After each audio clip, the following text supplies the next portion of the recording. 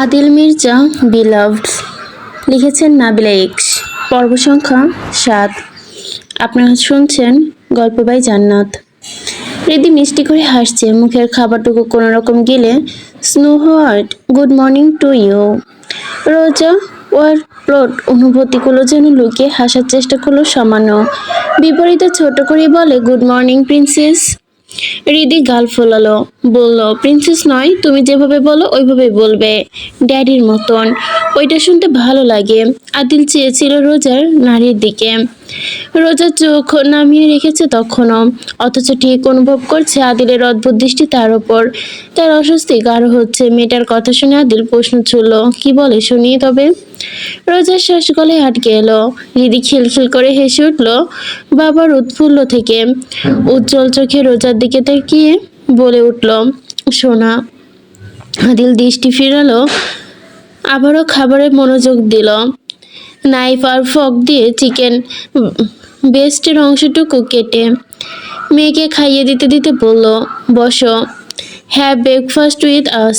রোজা আর চোখে তাকালো, তবে সাচ আ ডোমিনেটিং টোন। হৃদির চোখ দুটো জলজল করছে। উচ্ছ্বাস নিয়ে বাবার গালে ঠোঁট ছুঁয়ে বলল, হাত বাড়িয়ে দেয় রোজার দিকে।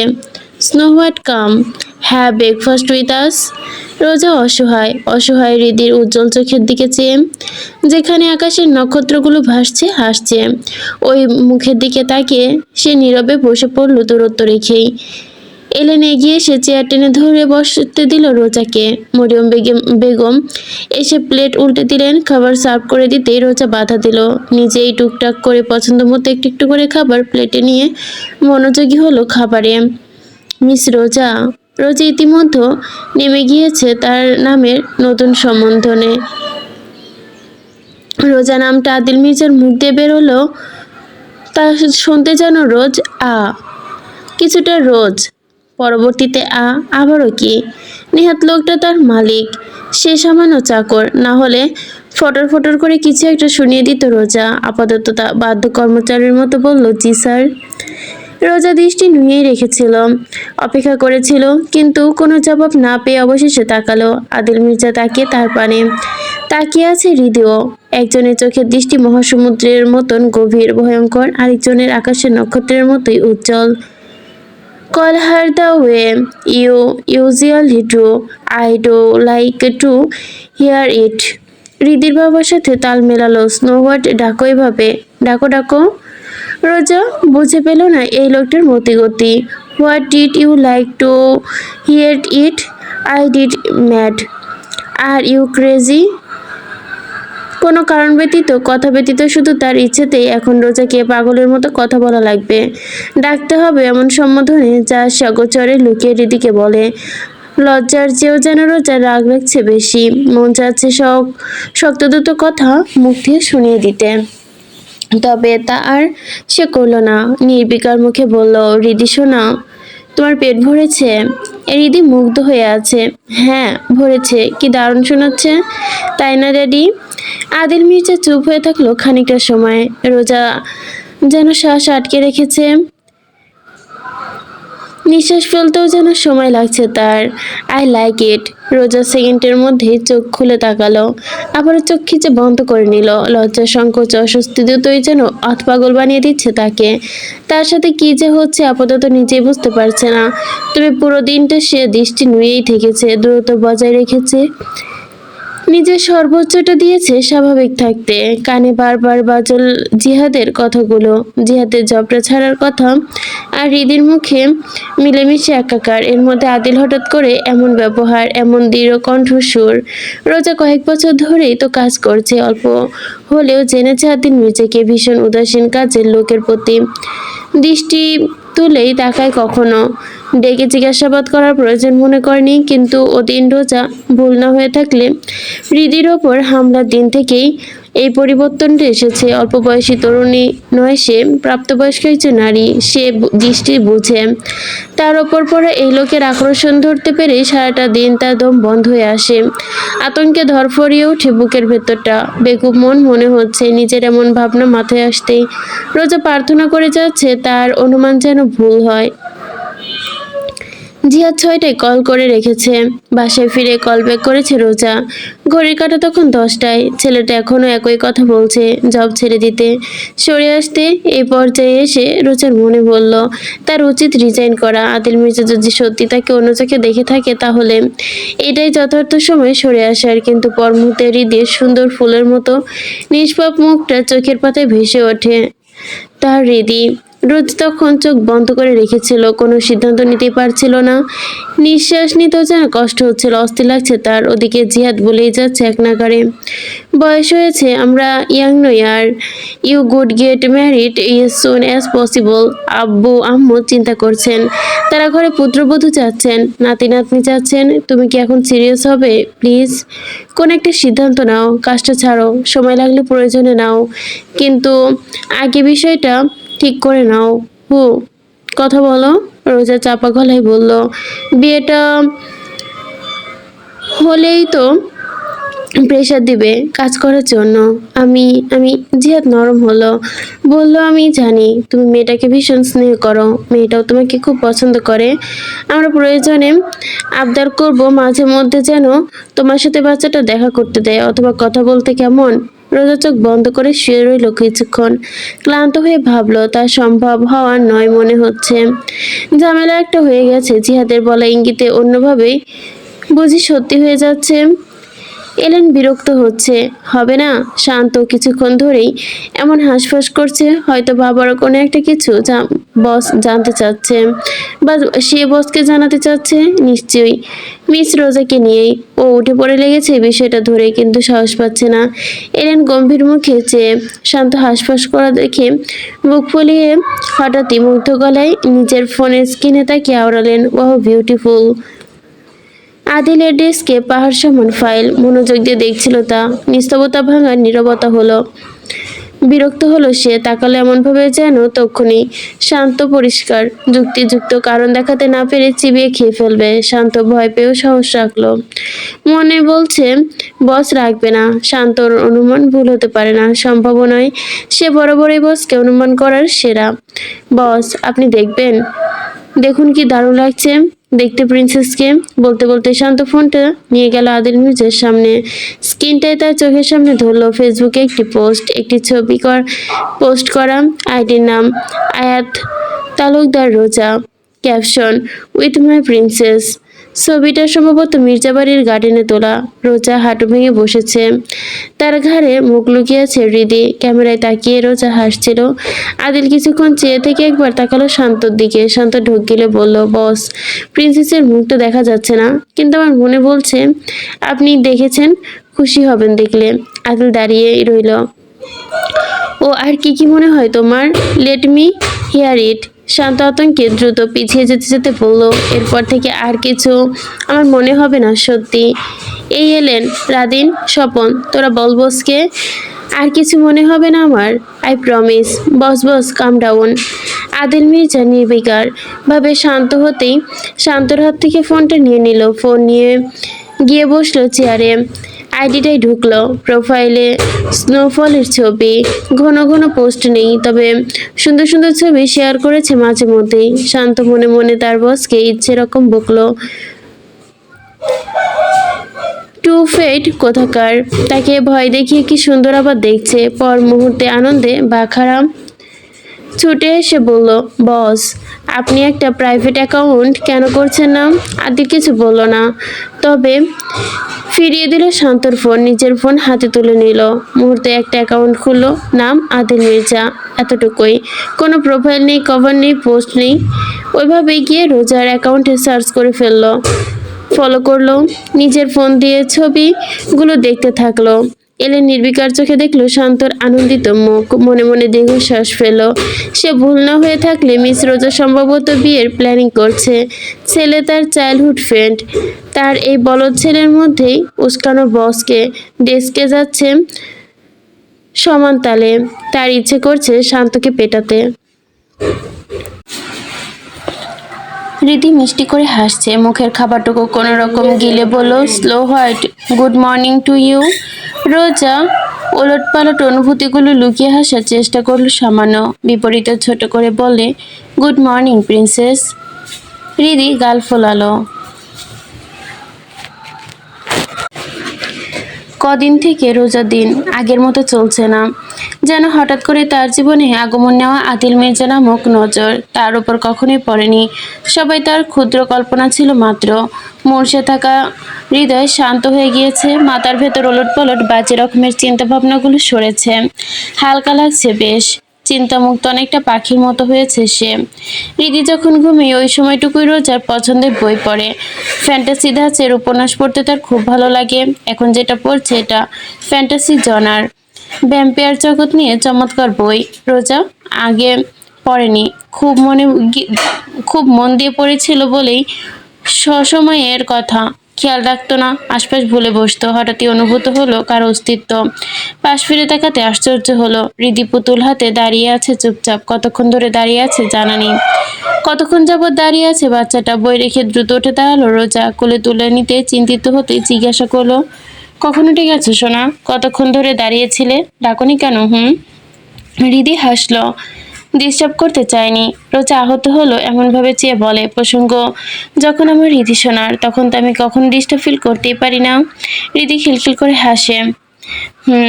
দেন I want to disturb you for my whole life. Roza থমকায়, বিচলিত হয়, আরো গভীরভাবে জড়িয়ে ধরে ছোট্ট শরীরটাকে। ভেতরে দীর্ঘশ্বাস ফেলে, যে আশা রাখছে আর 2 বছর পেরোলেই মেয়েটাকে সামান্য বুঝতে শিখবে। তখন এমন আবেগী অনুভূতি মুছে যাবে, হয়তোবা তখন রোজা সরে যাবে, দুঃখ পাবে না, দুদিন দম বন্ধ আর মনে রাখবে না। কিন্তু এ মেয়ে কি বলে? ঘড়ির কাঁটায় তখন 6টা পেরিয়েছে, সূর্য উঠেছে, অন্ধকার হয়ে এসেছে বাইরেরটা।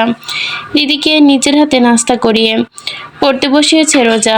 মেয়েটার কার ব্রেন পেয়েছে কে জানে, ভীষণ শার্প, পড়াশোনায় বড্ড চতুর। একবার পড়লে অনেক কিছু মনে রাখতে পারে, অথচ ছোটবেলায় তাকে তার বাবা একটা শব্দ 3বার পড়লেও সে মনে রাখতে পারতো না, ভুলে যেত বারবার। রীতি তখনও ভীষণ মনোযোগ দিয়ে পড়ছে, ঘন্টাখানেক ধরে চেয়ারে বসে পড়েছিল, কোনো রকম বায়না করেনি। হঠাৎ কি হলো কে জানে, চেয়ার ছেড়ে নেমে এসে দাঁড়ালো রোজার সামনে, কোলে চড়ে। তারপর নাকি ও বাকি পড়াশোনা করবে। রোজা অসহায়, আনন্দও পায়, 2 হাতে তুলে নেয় কোলে, বসালো তাকে।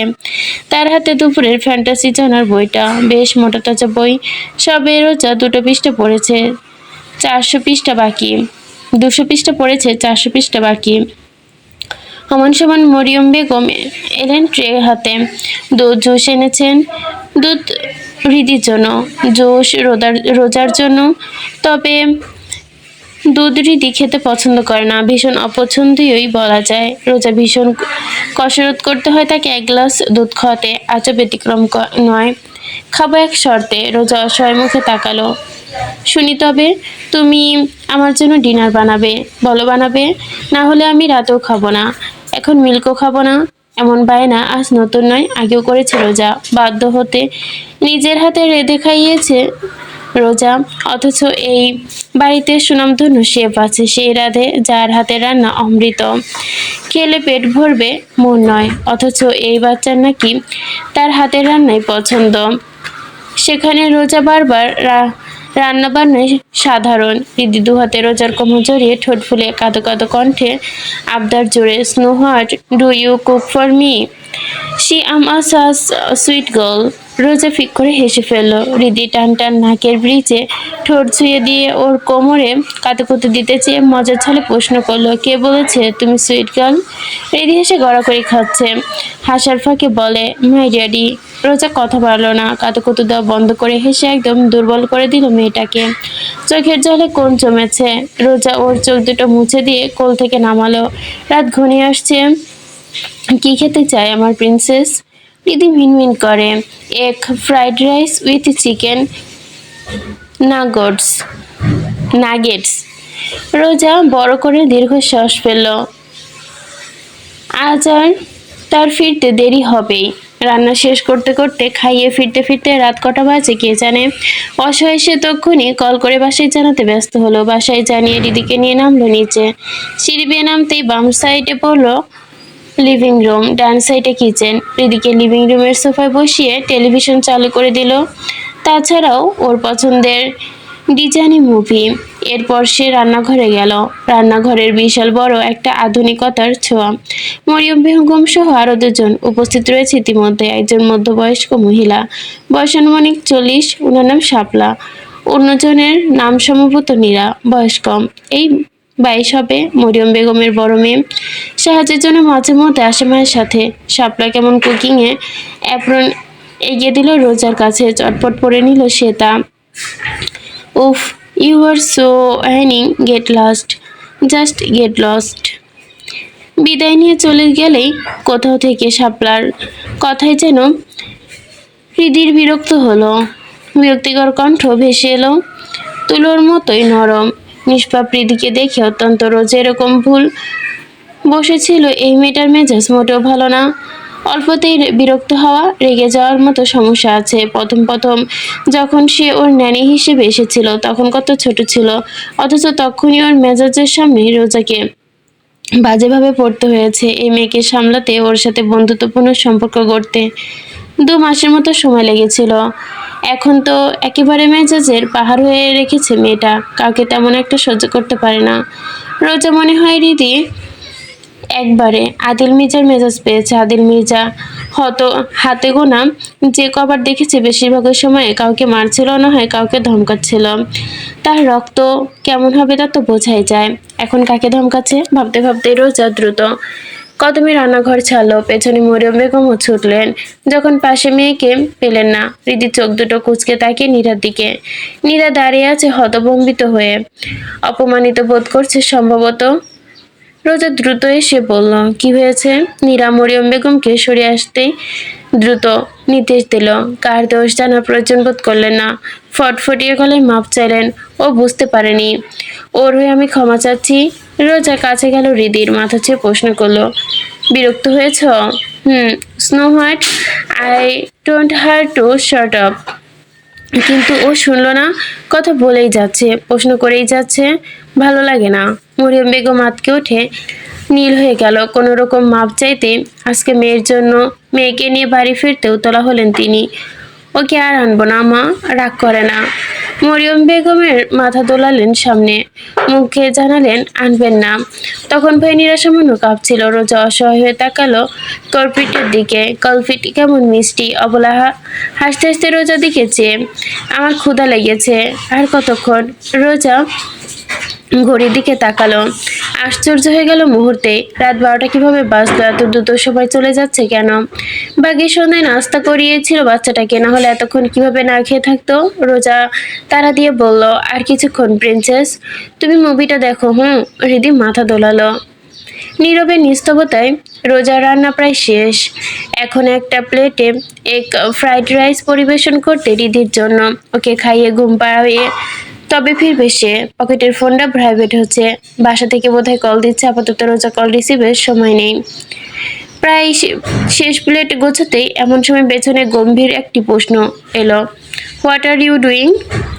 এমন কণ্ঠে রোজা থমকালো, ক্ষণিকের জন্য চমকালো, পর মুহূর্তে নিজেকে সামলে নিল। ফিরল দুষ্টি জোড়া নুয়েই। চোখের সামনে চকচকে একজোড়া সাদা জুতো, জুতোয় বাজ পাখি ট্যাটু, যেখানে জল করছে দুটো ফোঁটা তাজা রক্তের লৌহ। আসসালামু আলাইকুম স্যার। প্রিন্সেস আমার হাতে egg fried rice with chicken nuggets খেতে চেয়েছিল, আমি তাই রান্না করছিলাম।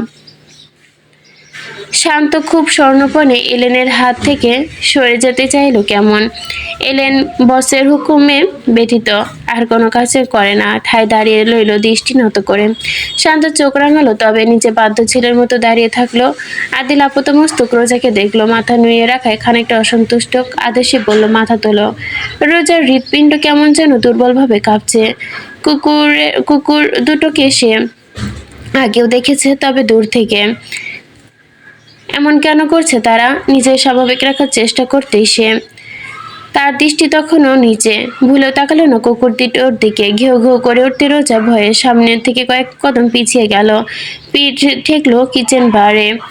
আদিল কুকুর দুটোকে লিশ বাড়িয়ে ধরেই শান্ত এলেনকে উদ্দেশ্য বলল, ওদের নিয়ে যা। শান্ত আর এলেন কুকুর দুটোকে নিয়ে বেরিয়ে যায়। শান্ত রেখে যায় একটি পিনপতন নীরবতা।